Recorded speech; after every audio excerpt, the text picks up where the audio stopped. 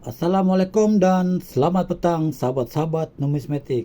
Di sini saya ingin membuat tutorial cara membersihkan duit siling parlimen.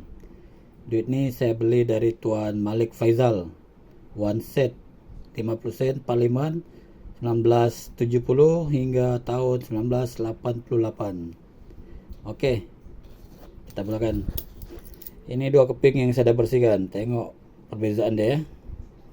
Dengan saya ambil satu contoh, tengok masih ada kecoklat-coklatan, ke kuning-kuningan.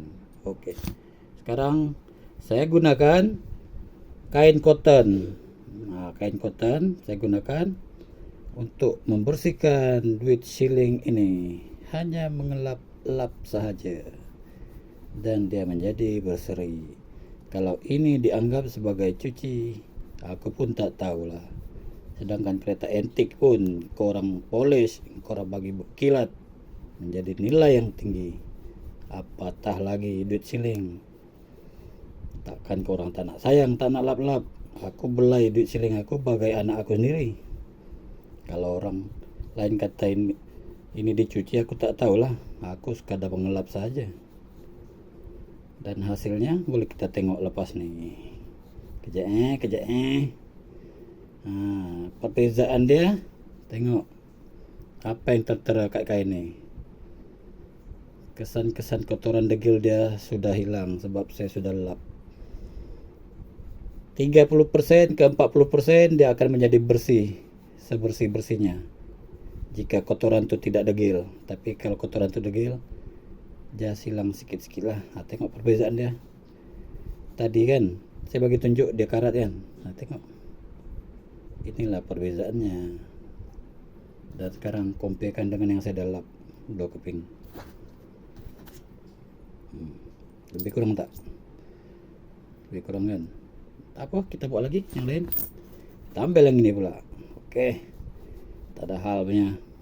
Tengok, nampak ni Ray, sebelah masih coklat, sebelah ada keputih-putihan. Itu je saya buat. Saya tak ada guna benda lain.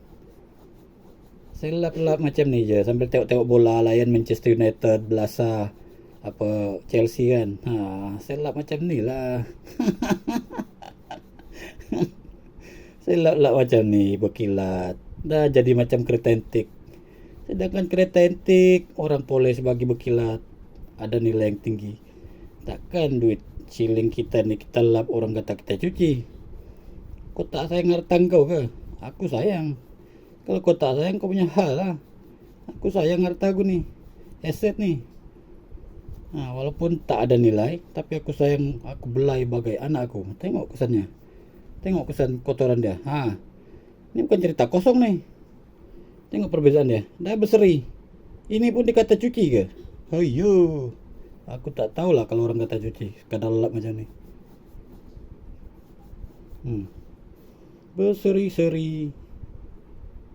Itu saja. Assalamualaikum dan bye-bye.